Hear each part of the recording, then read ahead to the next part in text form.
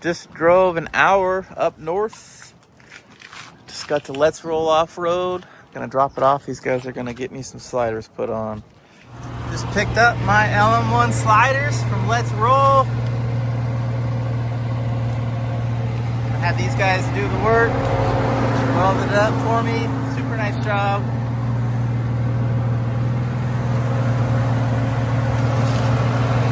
Welded up on the frame. Clean. They look good. Also discovered that my old ass tires are dry rotting, so I'm gonna have to address that next.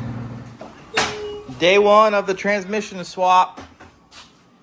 8-speed going in, manual junk coming out.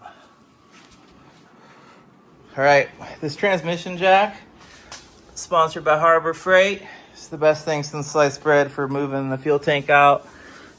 This link setup was absolutely hell trying to get everything out, but now we have no more tank. Just got to do our bell housing bolts and get this transmission out of here. Garage is a mess. We got twisted teas, a few margaritas, lots of water.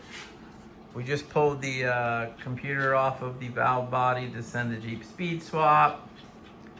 The Rubicon manual case bolts right up to the 850 transmission. Garrett's bolting that guy up. I'm here being lazy. We made a huge mess. Got really dirty.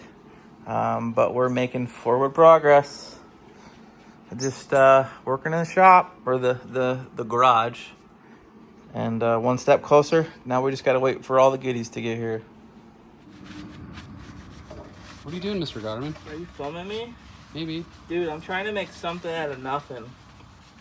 I can clean up all this jigamaroo all over this freaking fuel tank.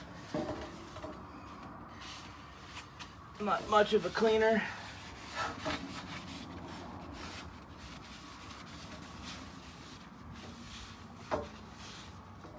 Oh, are you getting me some B-roll?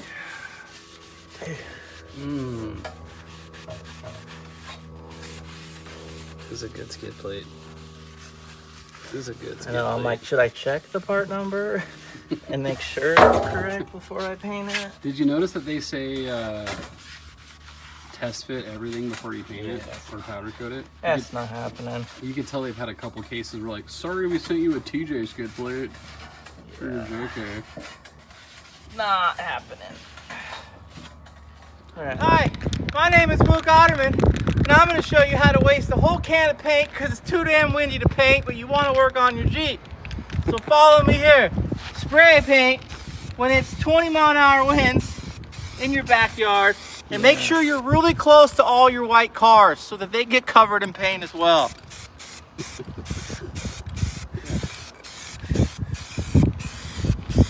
It's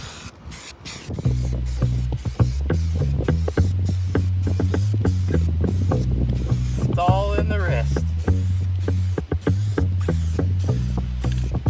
Parts are preheated, so that's good. Yeah, definitely powder coat. Paint the body? Yeah. Cool.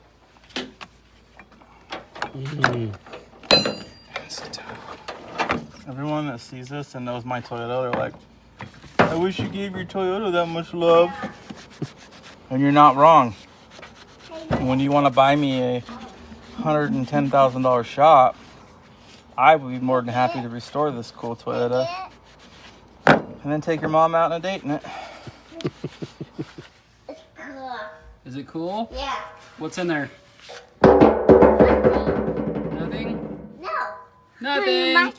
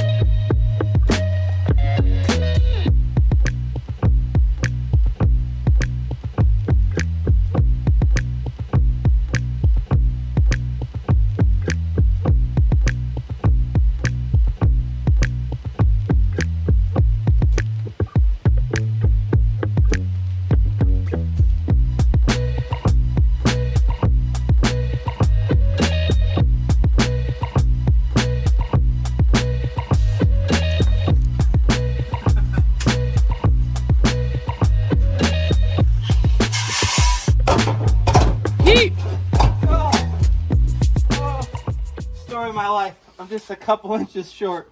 Oh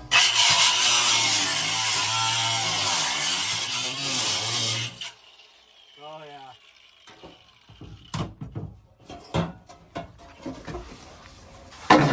So what you do is, you buy yourself a Jeep, then you replace everything on it except the body. Then you go shopping.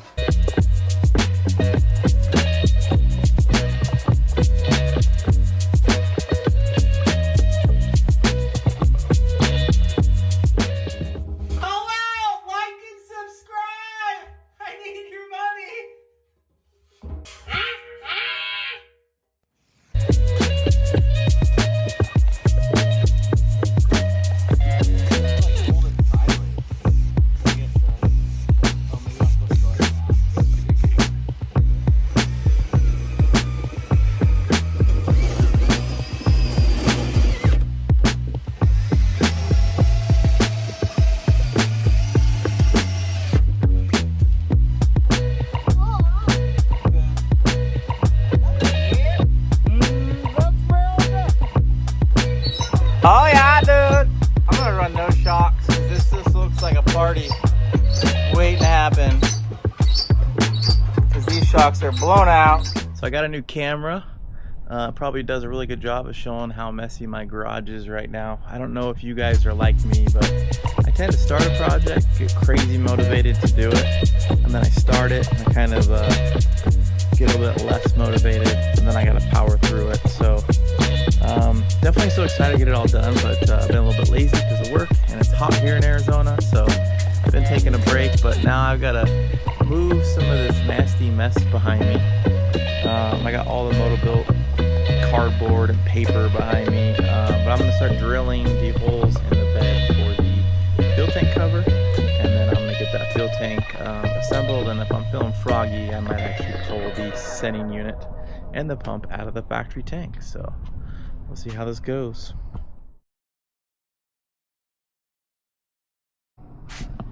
Alright, so I've got the tank dropped on. This is the rubber that's included. And all the videos I watched of people putting this tank on, it was a pretty tight fit, and they had to use a rubber mallet or force this guy on there, but mine just fell right on, and there's a pretty big gap right here. So I don't want it to rattle. I bought some additional rubber, and I'm gonna put it over the spots here where the clamps go. So hopefully that quiets it down a little bit. Fun part. It's gotta get that cover off. So right now we're trying to make my wife really upset by having the garage open, the door open, and playing with the fuel pump, but we got to extend this fuel pump for the Motobilt. I've already taken apart one C-clip. There's two more in here. I use this little doohickey to get the top one.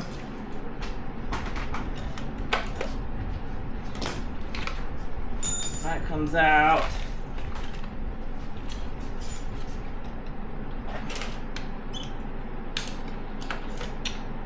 There goes the other one. Both the rods come out. Now, from what I've watched, this little black hose can extend out, obviously, because we're trying to make the pump longer. And if you just unclick this guy,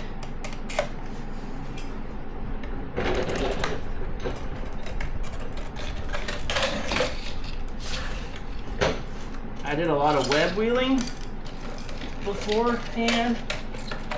I don't know how this is supposed to go.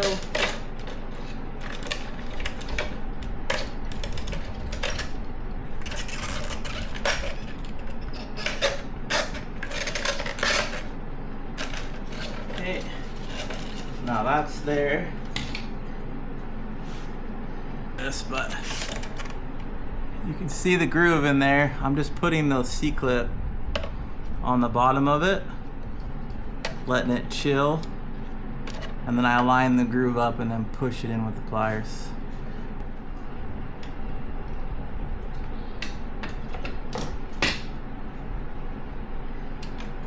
clip, washer, spring,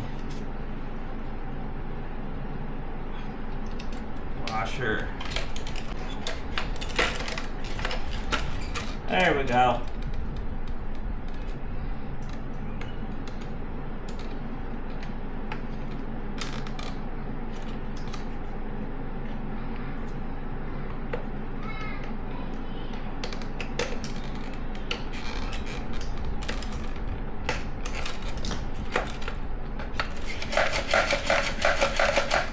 Bada bing, bada boom. Okay, I got this extended. Wires are extended. They only gave me wire and butt connectors for one side, but not a big deal. I had plenty, so we should be solid. Now I gotta go find the O-ring and get this bad boy put in. All right, got the O-ring on. Pump, hardware. All right, well, we made a mess of the garage last night. And we got the tank in here, but we ran into some clearance issues, so I'm gonna show you guys what that's all about. So we're mixing brands here, obviously. This is a Lucky 7, which is like a Barnes 4-wheel drive weld it yourself bumper. And we are actually hitting really hard on the tank supports as well as the tank. And if we continue to tighten the hardware down, my fear is we're gonna split the tank, break the welds, add stress to it. So I've already marked the line. I'm gonna pull the bumper off and we're gonna cut that bad boy to give us some added tank clearance. All right, I've got my lines marked. I rounded a hole saw there. Hey, buddy. And now I should be able to just cut off wheel all the way across.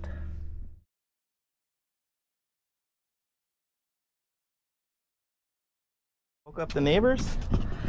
We got it all cut off, ground down the edges, and I'm gonna just kind of hit it really quick with a wire brush and then repaint it. But that should be enough to clear it. What do you think, dude? Did I do a good job? Yeah. Cool. So I've been making a mess. I want to point out that if you're looking at the Motobilt fuel tank instructions and you're having questions on all the evap lines and how everything works, look up this part number on the Motobilt website, and it's going to be a better set of instructions on what to do. But essentially, I had to cut the neck off. I've already got the boot routed. You got to move this sensor up to the vent line. You'll have to extend the harness, which is on this side, all the way across and up to the fuel neck. And then it'll plug in here. And then this goes to the fuel tank vent. Then I crawled underneath here. I can slide down. You've got the evap box.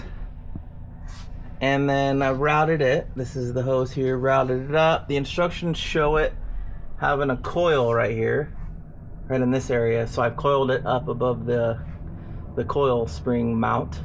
And then that goes to the rollover valve on the tank itself. This is gonna be the fuel line that gets extended. I still need to cut that and extend that. This is the fuel pump that needs to be extended. And it's 4 wires. And then this is the evap vent that needs to be extended as well. It's kind of weird. They only give you 2 wires and not enough butt connectors. There's 3 wires in this one. There's 4 wires in that one. I'm not too worried about it because I've got tons of wire, but just note to self that you will need it. Crawl back out of here. Got a mess everywhere. This thing was so hard to get off. The instructions show that there's a boot that connects this to that, and mine was all one piece.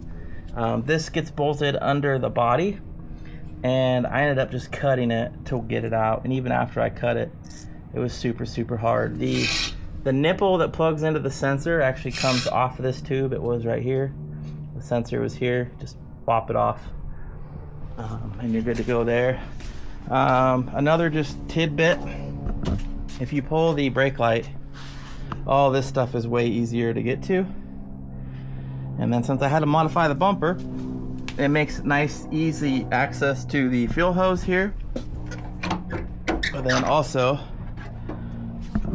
you can get to it pretty easy up here as well. So again, rollover sensor, this goes to the evap. The tank vent gets connected to the evap vent sensor.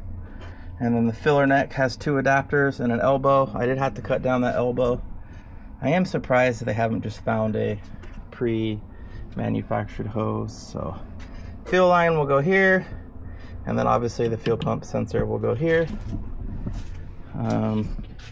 Once it's all routed, you can see nothing's rubbing. It's not hitting the frame. It's not hitting the body. This is the evap filter. I was gonna pop this filter off and clean it. And then this guy actually hides up into the pocket as well. So we're getting there. So this is the wire that they give you, and it's just 2 colors. It's not nearly enough, so just keep that in mind. And then this is the fuel hose they give you. And I'm gonna argue and say that's not long enough, so that'll be fun. You working? What are you fixing? I cut this out. Okay, you're gonna cut it out? I got this out. All right, good job. Good work. All right, so I got the tank all plumbed. Again, this is the evap box vent. Extended the power wires and the sending unit wires. Got the fuel tank out extended as well. Hopefully you can see it in there. You got the filler lines going up. Again, pop the tail light out for easy access. If you don't cut this filler neck correctly and you don't get the hoses lined up, you'll have some slack in here. So you can see mine's nice and tight. Cap goes on here beautifully. There's a filter for the evap that's been reran. This is the wiring for the evap sensor thingamabobber. And then again, this is your new inlet for your tank, nice and clean. Gap between the frame, gap between the body. It's getting there. Now I've done all this cleanup, I really want to clean these brake lines up, but that'll probably wait till we change the rear suspension at some point in time. But yeah, we're getting there. Garage is a mess. I just closed it. It was 93 in the garage. Got that all painted. This is the hatch cover. Just shot it with some bed liner. It'll get scraped up, but easy enough to clean that up. Bumper's looking fresh as well. So I'm gonna move all my junk out of the way, and we're gonna try to reset the bumper with the fuel tank. So the plates that come with the bumper, they weren't lining up with the Motobilt tank, so we had to drill new holes. Not a big deal. It looks like the Motobilt, if you do their bumper, they do a frame chop, and they only have the bottom held on by 1 bolt, but I'm gonna do my damnedest to get 2 back in here. So that'll be interesting to do by myself, but we'll figure it out. And we're getting there slowly but surely, and excited to get one step further. Once we get this done, everything for the transmission swap is gonna be here on Monday, and then we'll start that process as well. Well, I feel dirty. My back hurts because I'm an old man crawling all over the ground, but I got the fuel tank in, got the bumper on. AC is running. It's feeling good out here, but looks all good. Bumper all freshed up. I got help from my little man. I was only able to get 1 bolt on each side, mostly just because I lost 1 bolt and the other nut was stripped, but it's all nice and tight. It's got the 2 here as well, so I think we're solid. Now I need to put in the filler plate. I bought this foam at Home Depot, and it's like expandable, so 1/8 of an inch up to 1 inch. So I'm hoping this will do the trick and cover the gap. So So I'm gonna get this put on the back side there, and then put it inside, and then I think this install is complete. So should be good to go. We'll see. All right, so I got the floor bolted in.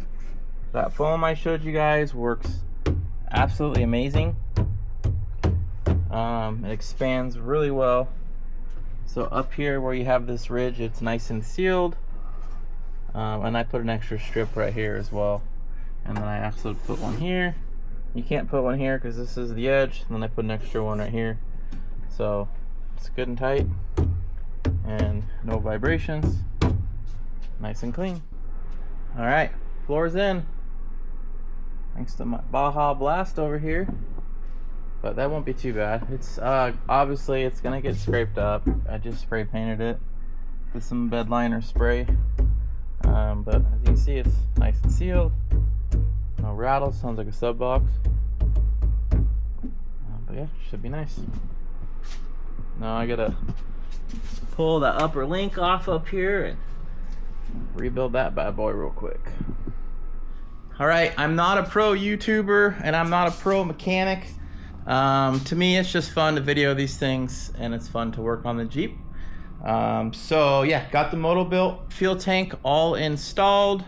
I'm pretty happy with the way that turned out. I just went to go rebuild my upper link mount, or my upper link, because the rock crawler links are all wore out, but I ordered the wrong ones, so I won't be doing that today. Transmission parts are supposed to be here tomorrow. So this is the 8-speed that's going to be going in. It's out of a newer Dodge. I'm going to do a whole parts breakdown on what you need to do this swap. I'll do some details for the manual guys like myself that have a manual, but also I have everything written down for everyone doing the auto as well. So this is the manual transmission that came out of it. Garage is somewhat clean, and yeah, hope you guys enjoy the videos. Keep watching. Next up is hopefully that bad boy going in this beast.